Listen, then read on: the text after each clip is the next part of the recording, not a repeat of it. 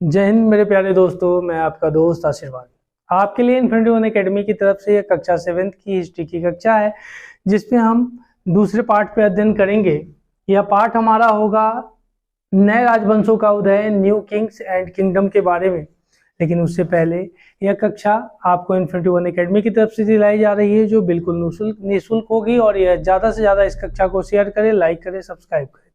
चलिए हम अपने मुद्दे पर चलते हैं, जिसमें हमें इसमें क्या क्या अध्ययन करना है। इसमें हमको नए राजवंशों का उदय, इसके बारे में, उसके बाद राज्यों में प्रशासन कैसी थी, एडमिनिस्ट्रेशन कैसी थी, उसके बारे में हमारा अध्ययन होगा। फिर प्रशस्तियां और भूमि अनुदान यानी प्रशस्तियां एंड द लैंड ग्रांट्स के बारे में हम अध्ययन करेंगे। फिर धन के लिए युद्ध किस तरह से हुआ, उसके बारे में अध्ययन करेंगे। और फिर हमारा जो अध्ययन का होगा, जिसमें उरैयू और तंजावुर तक हम देखेंगे। फिर भव्य मंदिर और कांस्य मूर्ति कला के निर्माण को हम देखेंगे, जिसमें splendid temples and the bronze sculpture के बारे में देखेंगे। कृषि और सिंचाई के बारे में, एग्रीकल्चर एंड इरिगेशन के बारे में अध्ययन करेंगे। और साम्राज्य का प्रशासन यानी the administration of the new empire, हम इसके बारे में अध्ययन करेंगे। आज का हमारा मुख्य पॉइंट यही होगा, जिसमें हम इतिहास को पढ़ेंगे। ठीक है, देखिए ये नए राजवंशों का उदय अगर बात करते हैं, इसमें कहता है इस तरह का एक उदाहरण दक्कन के राष्ट्रकूटों का था। और जिसमें हम चर्चा करते हैं कर्नाटक के चालुक्य, हमने देखा इस तरह एक उदाहरण दक्कन के राष्ट्रकूट का था। और शुरुआत में वे कर्नाटक के चालुक्य राजाओं के अधीनस्थ थे। जो यह थे कर्नाटक के चालुक्य राजा। अगर हम बात करते हैं, अगर हम देखते हैं, जिसमें जो हमारा होगा राष्ट्रकूटों के बारे में, जब यह शुरू में बात होते हैं तो चालुक्य जो थे, चालुक्य राजा के अधीन हुआ करते थे, यानी उन राजाओं के अधीन हुआ करते थे, अधीनस्थ थे। और 8वीं सदी के मध्य में, यानी 18th सेंचुरी, जब उसका मिडिल एज था, कि एक राष्ट्रकूट प्रधान दंती दुर्ग ने अपने चालुक्य स्वामी की अधीनस्थता से इनकार कर दिया और उसे हराया। और हिरण्यगर्भ यानी शाब्दिक अर्थ सोने का गर्भ नामक एक अनुष्ठान किया। ठीक है, इसके बाद इन्होंने एक अनुष्ठान यानी यज्ञ के माध्यम से अपने साम्राज्य को आगे बढ़ाने का काम करा। ठीक है, नाम उनका था, क्या था? दंती दुर्ग, नाम था दंती दुर्ग। ठीक है, और इन्होंने एक यज्ञ कराई थी, जिन यज्ञ का नाम अगर हम बात करते हैं तो इसका नाम था हिरण्यगर्भ। यह एक यज्ञ था। और इसके बाद इन्होंने अपने राज्य को, स्वामी को, देखिएगा एक मिनट, सॉरी, इसमें क्या, प्रधान दंती दुर्ग ने अपने चालुक्य स्वामी को अधीनस्थता से इनकार कर दिया और उसे हराया। और हिरण्यगर्भ शाब्दिक अर्थ इसका सोने का गर्भ होता है, सोने का गर्भ, समझ रहे हैं? सोने का गर्भ जो होता है, सोने का गर्भ नामक एक अनुष्ठान करवाया। इन्होंने अनुष्ठान करवाया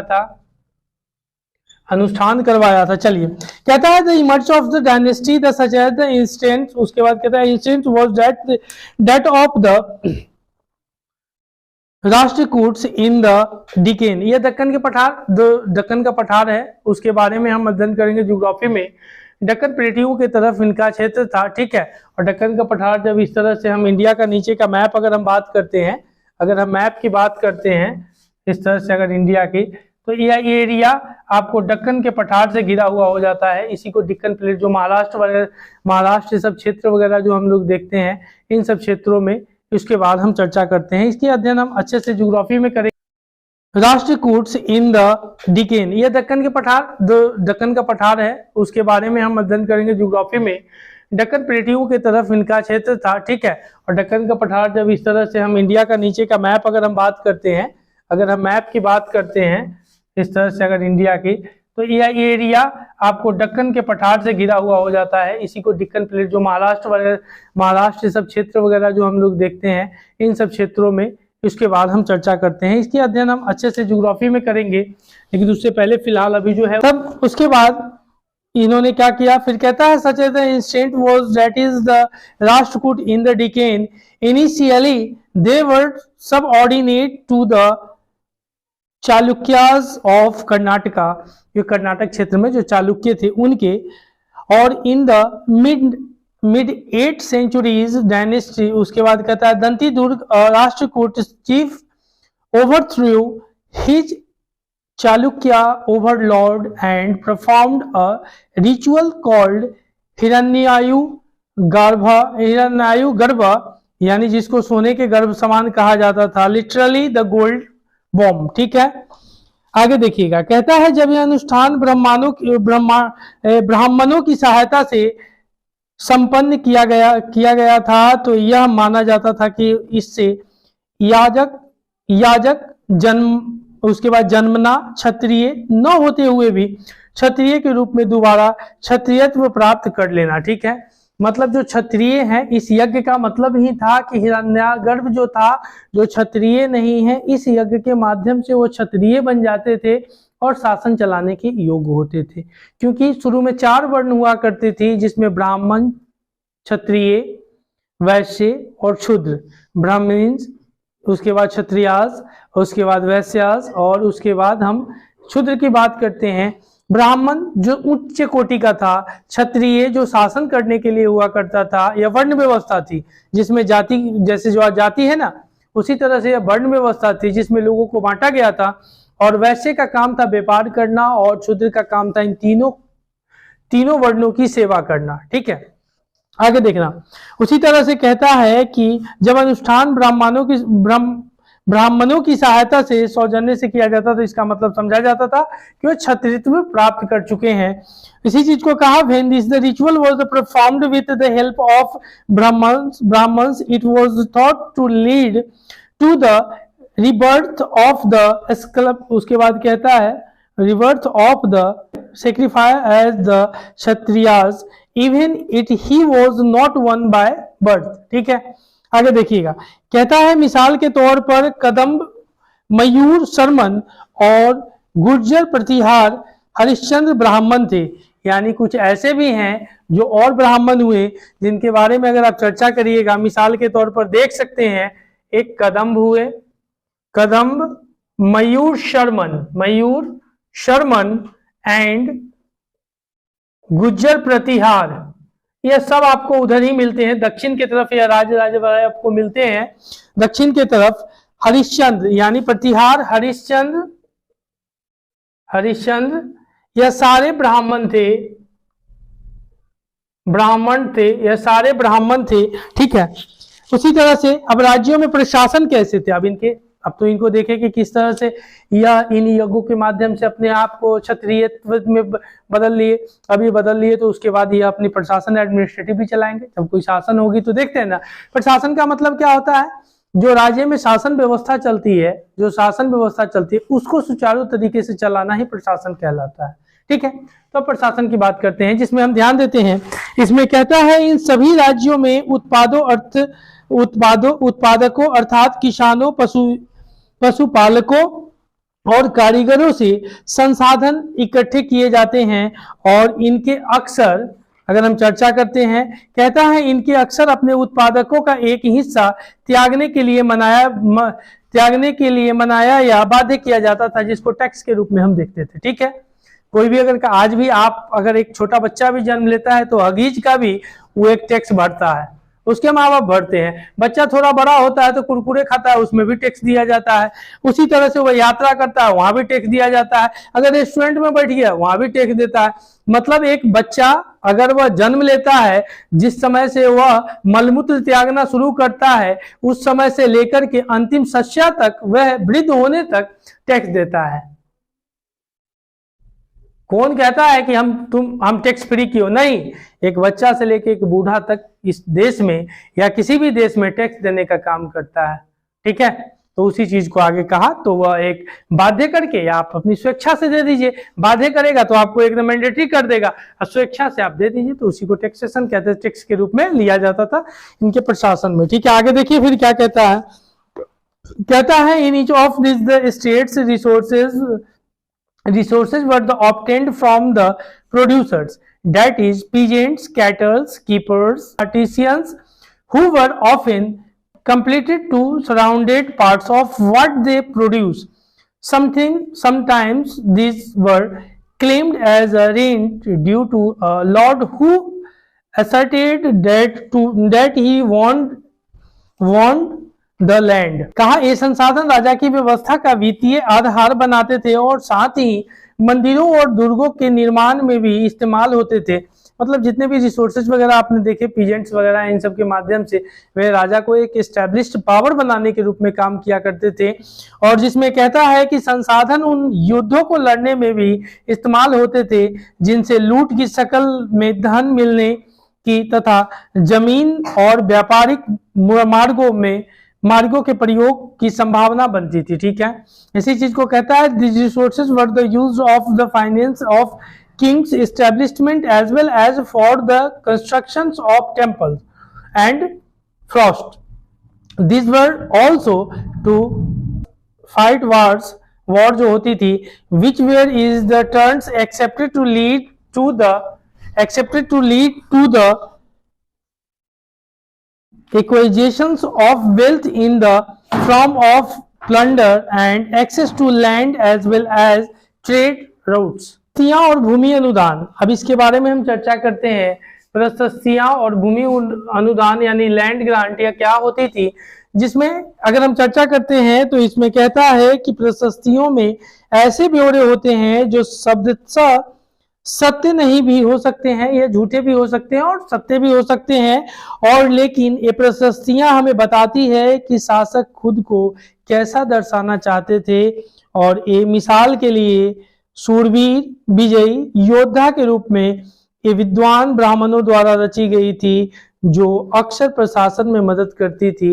यह जो प्रशस्तियां होती थी यह ज्यादातर राजाओं की अच्छाई को बताने का काम करता था, ना कि उनकी बुराइयों को दर्शित करता था। ऐसे कहीं गिने चुने ही मिले होंगे, लेकिन ज्यादातर यह लोगों की, जो राजा होती थी उसकी अच्छाई को, उसको बढ़ा चढ़ा करके उसको दिखाने का, रिप्रेजेंट करने का काम करा है। या जो प्रशस्तियां वगैरह हम लोग देखते हैं, उसी चीज को कहा प्रशस्ति content details, they may not be but they tell us how rulers wanted to themselves valiant कहता है victorious warriors for examples these were the composed by the learned brahmins, उसके brahmins who is the occasionally helped in the administration। ठीक है, यह उनके प्रशासन चलाने में काम किया करते थे, जो एडमिनिस्ट्रेशन थे उनको रन में या हेल्प करते थे। ठीक है, आगे देखते हैं धन के लिए युद्ध। कहता है एक विशेष रूप से वांछनीय क्षेत्र था गंगा घाटी के कन्नौज नगर। ठीक है, या उसी चीज को कहा one the particularly prized areas was the cities of the Kannauj of valley, जो गंगा का क्षेत्र था उसके बारे में चर्चा करता है। ठीक है, आगे देखिएगा, फिर कहता है अफगानिस्तान की गजनी का सुल्तान महमूद, जो अफगान का जो गजनी था उसका सुल्तान महमूद ऐसे शासकों में से सबसे प्रसिद्ध था। उसने 997 से लेकर के 1030 तक शासन किया और अपने नियंत्रण का विस्तार मध्य एशिया के भागों, ईरान और उपमहाद्वीप के उत्तर पश्चिम हिस्से तक किया। और वह लगभग हर साल उपमहाद्वीप पर हमला करता था और उसका निशाना थे संपन्न मंदिर, जिनमें गुजरात का सोमनाथ मंदिर भी शामिल था। और महमूद जो धन उठा ले गया और उसका बहुत बड़ा हिस्सा गजनी के एक वैभवशाली राजधानी के निर्माण में खर्च किया। या वही महमूद गजनबी, लुटेरा, चुट्टा, कुत्ता, जो कहना चाहते हो कह सकते हो, जिसने सोमनाथ मंदिर गुजरात को लूटा, भारत को एक तरफ से लूटने का काम करा। जितने हैं, या हम किसी के बारे में भी चर्चा कर सकते हैं, अंग्रेज हो या कोई भी हो, जितने भी थे सब लुटेरे थे। यह भारत को सोने की चिड़िया कही जाने वाली यह ऐसी परंपरा हमारी थी कि सर्वधन संपन्न हम थे और सबका सम्मान करते थे। लेकिन यही सम्मान का नतीजा हुआ कि जिसको भी मौका मिला उसने हमें लूटने का काम। आगे बढ़ते हैं, फिर देखिएगा, कहता है one of the best known of the such as the ruler sultan Mahmud of Ghaznavi Afghanistan. यह वही चोर लुटेरा था जिसने भारत पर आक्रमण किया और सोमनाथ मंदिर को उसने लूट कर अपने लूट का घर बना लिया। अब उसके बाद अल-बेलूनी ने इस तैयार करने के लिए संस्कृत के विद्वानों से परामर्श किया। अल-बेलूनी की बात करते हैं, आगे देखिए फिर चर्चा करते हैं।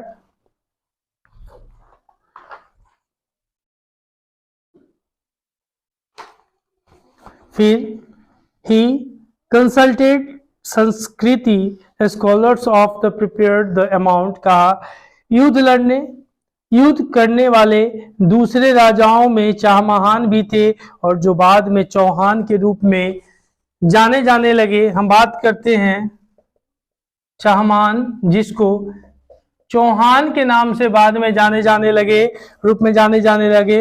वो दिल्ली और अजमेर के आसपास के क्षेत्र पर शासन करते थे। इनका जो क्षेत्र था, अगर हम बात करते हैं क्षेत्र का, इसको दिल्ली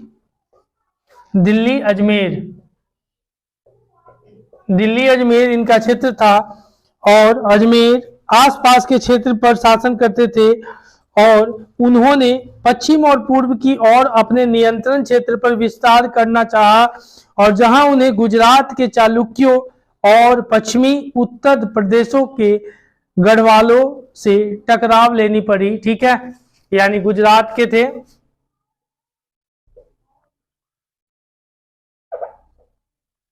गुजरात बात करते हैं तो गुजरात के जो थे चालुक्य थे, और पश्चिम उत्तर प्रदेश जो पश्चिम यूपी थे, यहाँ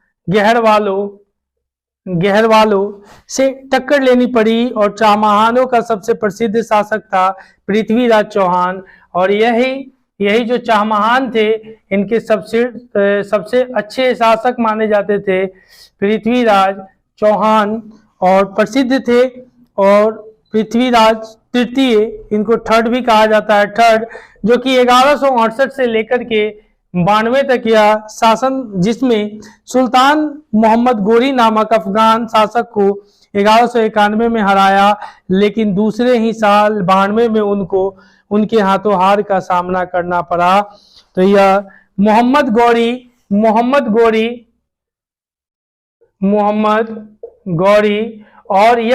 गौरी पहली बार इन्होंने इनको जीवन दान देकर के गलती किया और इनके जो बरदाई थे उन्होंने कहा था कि यह गलत है, लेकिन फिर इनके जाने के बाद दूसरे साल हार के बाद पृथ्वीराज चौहान को अपने साथ ले जाता है गोरी और उनके दोनों आंखों को निकाल देता है और आंखों को निकालने के बाद उनको बंदी बना करके रखता है।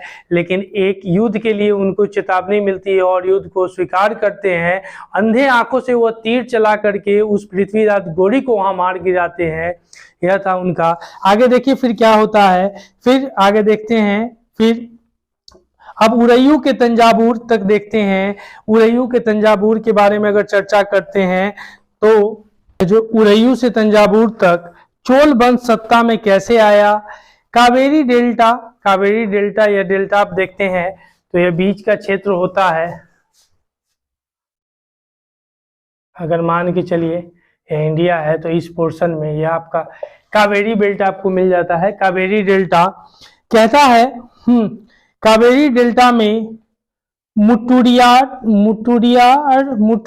नाम से प्रसिद्ध एक छोटे से मुखिया परिवार की सत्ता थी और वे कांचीपुरम के पल्लव राजाओं के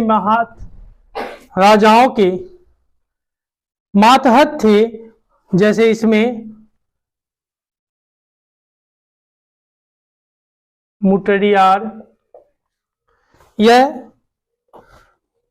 छोटा सा मुखिया था, इसका परिवार मुखिया परिवार का था और सत्ता में वे कांचीपुरम के पल्लव राजाओं, जो कांचीपुरम के थे पल्लव राजा थे, राजाओं के मातहत थे यानी उनके अधीन थे। और उरैयार के चोल वंशीय प्राचीन मुखिया परिवार के विजयालय ने 9वीं सदी के मध्य से चोल वंशीय प्राचीन मुखिया परिवार के विजयालय ने 9वीं सदी के मध्य में उसके बाद मुट्टूरियारों को हराकर इस डेल्टा पर कब्जा जमाया और उसने वहां तंजावुर शहर और निशुंभ सुदिनी देवी का मंदिर बनवाया। ठीक है, इन्होंने 2 मंदिर बनवाने का काम चला, तंजावुर शहर उसने वहां तंजावुर शहर और निशुम सुदिनी देवी का मंदिर बनाया। तंजावुर शहर और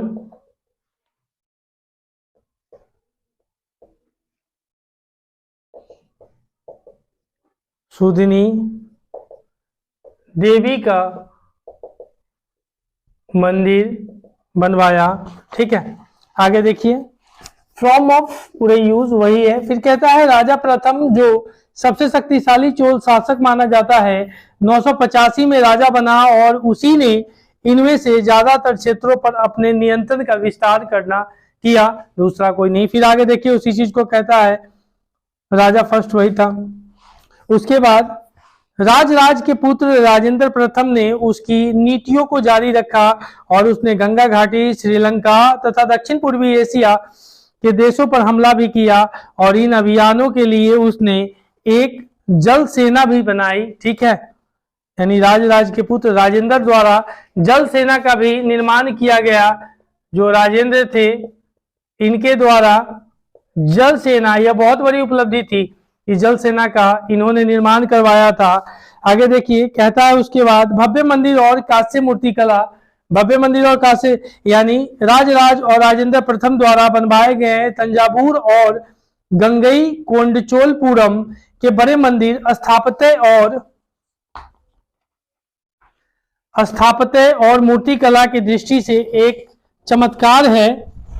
हमने देखा कि मूर्ति कला की दृष्टि से चमत्कार है। उसके बाद देखते हैं कि splendid temples and the bronze sculpture, कहता है the big temples and Thanjavur and Gangaikonda Cholapuram build by Raj and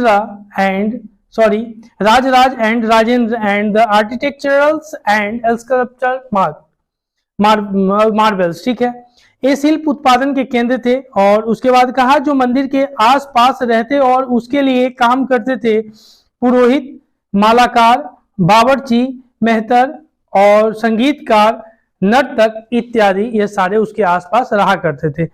जिसमें कहा मंदिर के साथ जुड़े हुए शिल्पों में सबसे विशिष्ट था कांस्य प्रतिमा, यानी ब्रॉन्ज की जो बनी होती थी, ब्रॉन्ज की बनी होती थी कांस्य प्रतिमा बनाने का काम। और चोल कांस्य प्रतिमा संसार की सबसे उत्कृष्ट कांस्य प्रतिमाओं में गिनी जाती है और ज्यादातर प्रतिमाएं तो देवी देवताओं की होती थी। तो अगर हम बात करते हैं कि चोल की जो कांस्य प्रतिमा थी, जो चोल की ब्रॉन्ज की इनकी इमेज थी, यह सर्वश्रेष्ठ थी। कहां? दुनिया में, पूरे दुनिया में सबसे सर्वश्रेष्ठ थी। इसी चीज को amongst the craft association with the temples the makings of bronze image was the most distinctive Chola bronze image of considered among the, उसके बाद finest in the world while most images word of deities है ना। चलिए अब देखते हैं कि कृषि और सिंचाई, जिसको कहते हैं स्मरण रहे कि सिंचाई के काम में योजना की जरूरत होती है, जैसे श्रम और संसाधनों को व्यवस्थित करना, इन कामों की देखरेख करना और यह तय करना कि यानी बंटवारा कैसे किया जाए। और ज्यादातर नए शासकों तथा साथ ही साथ गांवों में रहने वाले लोगों ने इन गतिविधियों के सक्रिय रूप से दिलचस्पी दिखाई। आगे देखिएगा, साम्राज्य का प्रशासन, जिसमें कहा बेल्लाल जाति के धनी किसानों को केंद्रीय चोल सरकार की देखरेख में नाडू के काम काज में अच्छा खासा नियंत्रण हासिल था और उसने उनमें से कई धनी भूस्वामियों को चोल राजाओं ने सम्मान के रूप में मुवेंद वेलम, 3 राजाओं का अपनी सेवा प्रदान करने वाला बेलम या किसान यानी अरैयार, यह 2-3 नाम है, देखिएगा। एक है आपका मुवेंद वेलम। उसके बाद अगर हम चर्चा करते हैं मुवेंद वेलम के बाद, यह 3 राजाओं को अपनी सेवा प्रदान करने वाला बेलन या किसान, यह 3 राजाओं को, जो 3 राजाओं को अपनी सेवा देता था 3 राजाओं को। या किसान था, किसान, या इसको हम देखते थे किसान या बेलन कहा जाता था, ठीक है। उसके बाद आप देखते हैं कि अरैयार, अरैयार कौन थे? यह प्रधान हुआ करते थे। अरैयार को प्रधान बोलते हैं। यह प्रधान हुआ करते थे। जैसी उपाधियां दी गई उन्हें केंद्र में महत्वपूर्ण राजकीय पद सौंपे गए, ठीक है। जो सेंटर होती है उसमें राजकीय पद उसको सौंपे गए। आगे देखिएगा, चलिए, यह एक तरह से हम बात करते हैं या भूमि के। इसके बाद एक भूमि के प्रकार होते थे, टाइप्स ऑफ लैंड में आप देखते हैं बेलवन, उसके बाद हम देखते हैं बेलम बेगई, जिसको बोलते हैं बेलम्ब माई। उसके बाद हम देखते हैं ब्रह्मदेया, जिसको कहते हैं ब्रह्मदे। और फिर उसके बाद हम लोग देखते हैं साला भोगा। फिर हम लोग उसको देखते हैं देवा दान, यानी हाँ देवदान। उसके बाद हम लोग देखते हैं तिरुनम दक्कनई। उसके बाद हम लोग देखते हैं पल्ली चंदम। यह सारे भूमि के प्रकार हुआ करते थे, ठीक है। देख लीजिए, देवनम देखा, उसके बाद हम देखते हैं तिरु